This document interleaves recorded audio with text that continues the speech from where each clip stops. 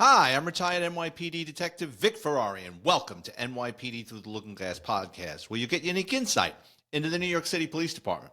Before we get started, I encourage you to check out my Amazon author page, where you'll find my series of behind-the-scenes NYPD books. They're $10 paperback, $2.99 ebook download, including my latest NYPD Presumption and Dysfunction. They make great $10 stocking stuffers. Just click on Amazon, you'll get it in 2-3 days, and throw it in under the tree or in the stocking. So before we get to this week's story, let's go to the true crime pages. A semi-trailer truck smuggling more than $31 million worth of meth across the U.S.-Mexican border was busted in Texas after authorities found a stockpile of drugs concealed in a shipment of green peppers.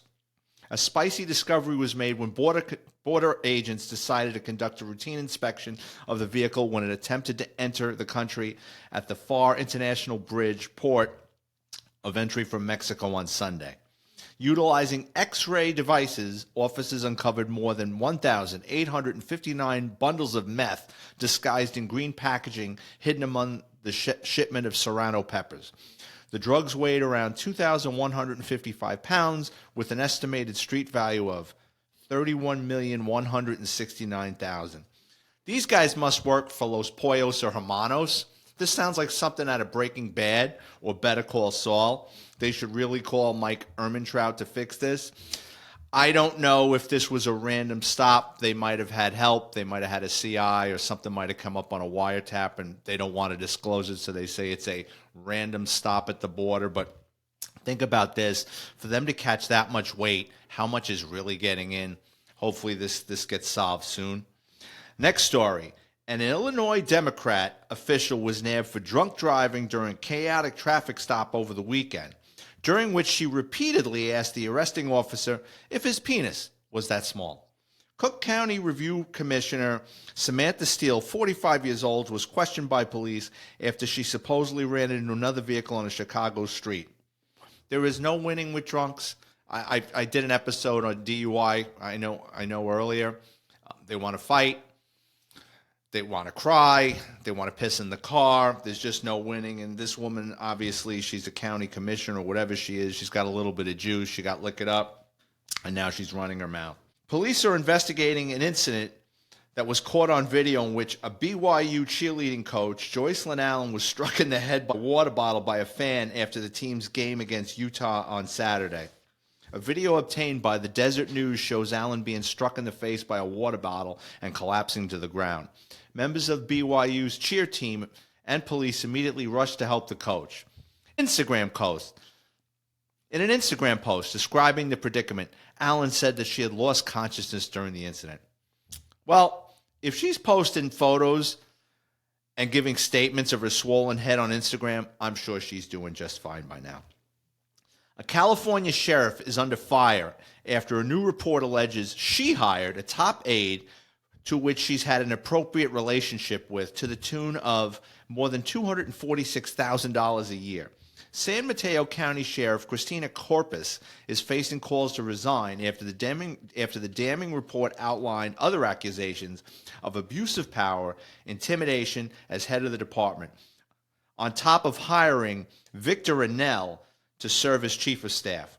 This relationship has led Sheriff Corpus to relinquish control of San Mateo's sheriff's office, according to Anel, someone who has far more experience as a Coldwell Banker real estate associate broker than he has in law enforcement, according to the report. In July 2023, Anel was hired as executive director of the administration, a civilian position with an annual salary of $246,979 a year, including benefits. Well, there was definitely including benefits involved in this. For $246,000 a year, that's not a bad gig. And I saw a photo. The woman's not actually bad looking, but here's a kick in the ass.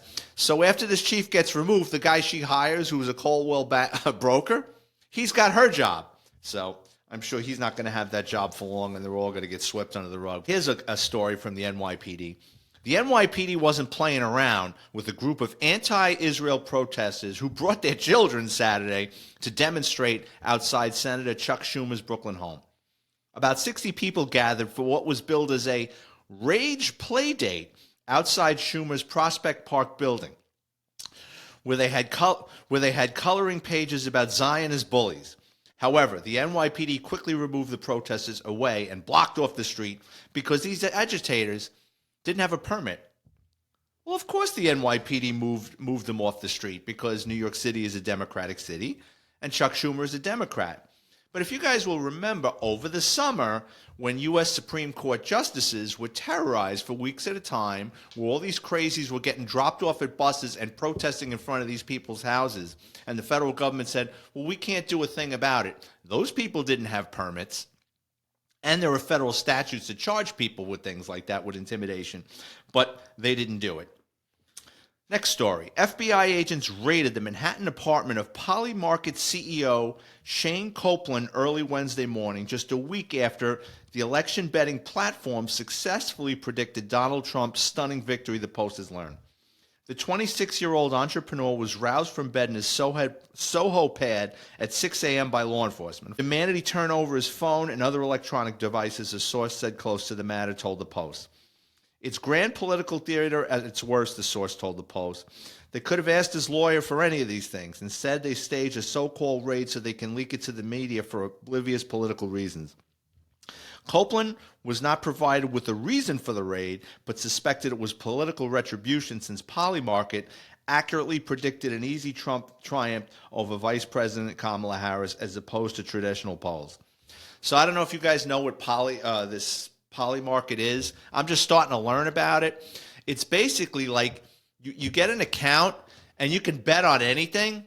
I don't know how it works with the odds or anything, but I was watching it during the election and it did predict. It was amazing how it predicted how Trump was going to win. And then I was watching it the other day. Now I'm hooked on it. And I was watching it the other day who was going to be Speaker of the House, and it accurately predicted that as well. So I don't know what the algorithms are, but this kid has tapped into something. It seems to work. I guess it's like what people are willing to put up or shut up, put their money on something.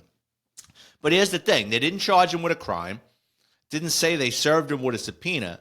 So basically, they had a search warrant for electronic devices, but they're not telling them what it's about. Now, if I remember correctly, there was a guy after the last election who sells pillows on TV, and he got his phone taken away from the FBI without an explanation. And I don't think to this day, he's still selling pillows, but I don't think he ever got an explanation. So a little amazing what goes on out there. So the last story from the news is going to tie into this week's theme. New York City is suing to close down 28 men's spas on the West Side, claiming in court documents filed Wednesday that the spas offered manual stimulation of, to 3 undercover cops during separate incidents last summer. The spa, which goes under the name of M&J Men's Spa and advertises on social media with pictures of shirtless, muscular men, is referenced on websites for gay men seeking happy endings. So I read this, I laughed out loud, and then I thought back to my NYPD career. And a couple of guys that I worked with at one point or another were either supervisors or were detectives in the Vice unit. So I'm kind of going to go a little bit into that. So when I first got hired by the NYPD, Vice used to be called Public Morals. I don't know why they changed the name. And the NYPD works like this. Vice is under the umbrella of the Organized Crime Control Bureau in the NYPD. Now, this has all since changed, but when I was active. So Organized Crime Control Bureau, OCCB, under its umbrella was the Narcotics Division, Vice, the Auto Crime Division, OCID, the money laundering units. I think that was called El Dorado. So anything with organized crime was under the umbrella of OCCB. And when from the precinct level, when you go into OCCB, they scoop everybody up at once. So everybody puts in their applications for these different units. You all get scooped up at once. And then you all go through training. And then there's a drug test, and they get you ready to what it's going to be like working in OCCB, because OCCB and Patrol Bureau are two different things. It's a different mindset. And as I remember, because my first run at OCCB before I got into auto crime, I got drafted in narcotics, which I've told how much I've despised it. But everybody wanted to go to Vice, because Vice is thought of in the NYPD. It's like a gentleman's game. Like, it's not, I know a couple of guys that killed a guy in Vice, got into a shooting. But for the most part, Vice, you're going into whorehouses and locking up the madam and giving the Johns a summons, although nowadays they might be running the Johns through the system. You're sending in undercovers to purchase liquor. You'll get like a police explorer at 18 years old, and you'll send him into a bodega to purchase liquor. So they go after alcohol, prostitution, also gambling in New York. You got a lot of illegal gambling dens. I don't know if they go for the big places in Chinatown unless they got Chinese undercovers. But like in New York City, you'll see it at the back of a bodega or a deli, joker poker machines. And they look like little slot machines, but you're playing poker and you win credits. And then if you win an X amount of credits, you go tell the owner of the place, and then he cashes you out. All that money is from organized crime. You just can't get a joker poker machine and put it in your store because you're going to get a visit from Anthony and Vito that's going to punch you in the head and tell you, now you're with us, or now we're taking your machine. So, like I said, for the most part, Vice is thought of. There's no heavy lifting. You don't hear about them getting into gunfights, or it's pretty easy work, I would think. I mean, there's a lot of paperwork, but it's nothing that you would think is dangerous, although I will go into a story about it. I know a couple of guys that killed a guy in Vice. But the Vice guys had the best stories because they're basically looking at the dregs of society. And I was thinking about a couple of the funny stories that I've heard over the years from guys from Vice. So one guy, I remember, I'm in Bronx Central booking, and this guy I knew, he brings in this Spanish guy, and the guy is wearing a captain's hat, like the captain in Tennille, like, with the little thing on the emblem in the front. Older Spanish guy. And I looked at my friend and I go, "What'd you lock him up for?" And he goes, "Oh, please." And I go, "No, come on, seriously." And he handed me the guy's arrest report, and it was like public lewdness or whatever it was. And I'm reading it and I started laughing. So what this guy would do is, in New York, you have boats that cruise around Manhattan Island, and they come through the Bronx. I think one was called the Circle Line. At one time, you had one called the Hudson Day Line. But anyway, what this guy would do is, up I think it's the Harlem River, which goes up by the Deegan, and then it makes its way around by the 204th or 207th Street Bridge, and then it goes up by Spite and Dival, and then goes into the Hudson. This guy would be on this area where the boat passes, and as the boat passed by, he would pull down his pants and take care of himself. So, people on the ship and the ship captain, he was doing it all the time. Like, it didn't just happen once. So Vice got this complaint that there's a guy pleasuring himself at a certain time every day as these boats pass. So the Vice guys thought it was a big joke. So my friend went down there and he goes, "I couldn't believe it. There's a guy with a captain's hat rubbing one out at the Circle Line." So when they arrested him, the funny thing is, in his back pocket, he had the schedule for the boats. So I thought that was actually, the guy's the guy is a weirdo, but I thought the story was funny.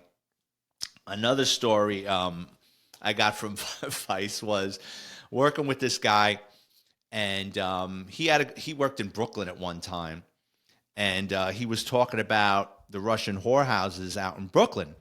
And he says, people can get really hurt in those places. And I go, "Well, what do you mean hurt? Like, if they get a little loud or get handsy with the girls, like some bouncer goes and kicks his ass." He goes, "Well, that can happen." He goes, "They got enforcers." He says, "But," he says, "some of the things they do, you could lose your life." And I go, "Well, what are you talking about?" He goes, "There was this whorehouse in Brooklyn that was offering some kind of like colon cleanse or something."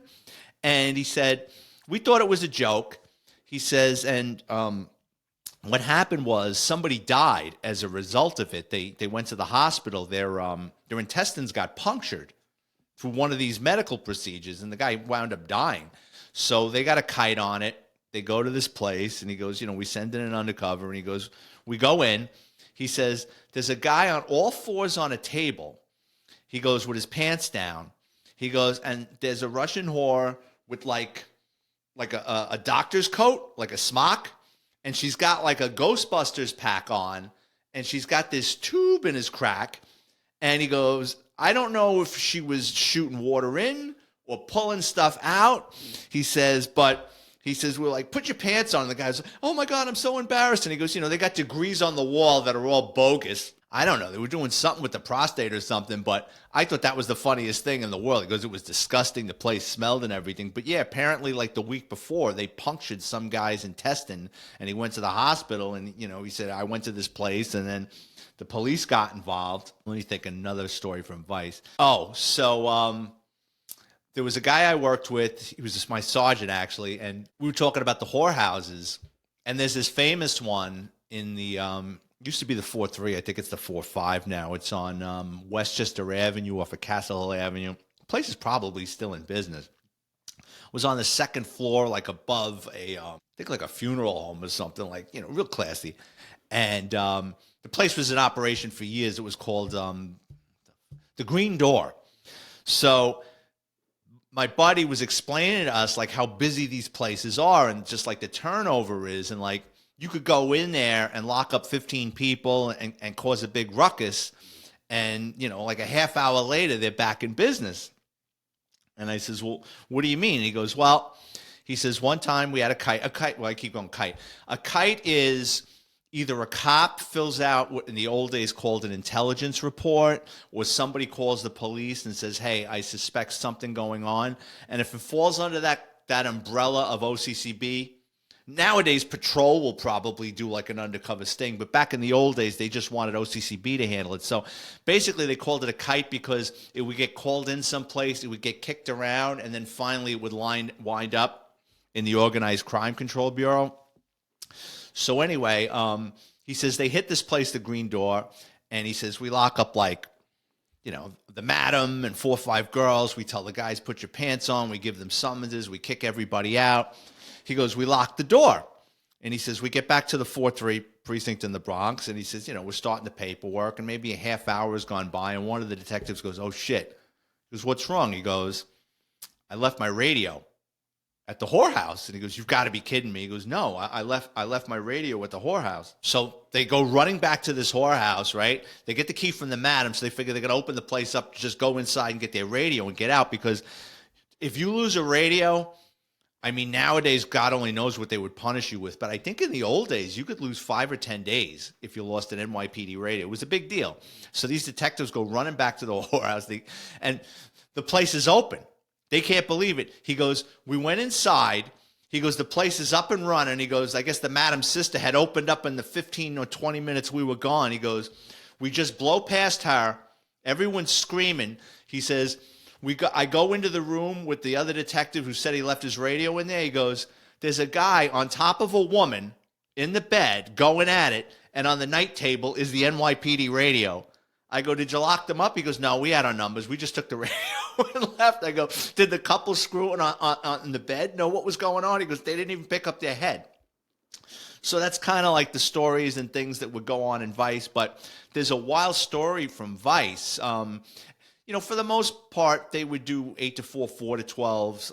They would make their overtime, into the evening hours. Well, I guess there was this social club in the 4-4 off of Webster Avenue, by the 4-2 border. And I guess this place opened up late. So they did a midnight, these guys. And South Bronx, probably about 2005, 2004. And they hit the place. And it's an unlicensed premise, an unlicensed social club. So they don't have a liquor license. They don't have a cabaret license. It's a nip joint. You just come in. Sometimes you bring your own bottle. But you're not allowed to have these places in New York because usually if you don't have anything to pull someone's license or over their head, these places tend to get very unruly and you can't do anything with them. So they'll go in and lock up the owner and, toss the place for guns and stuff. So they go into this place. They raid the place. And when Vice, like any organized crime, they have unmarked cars.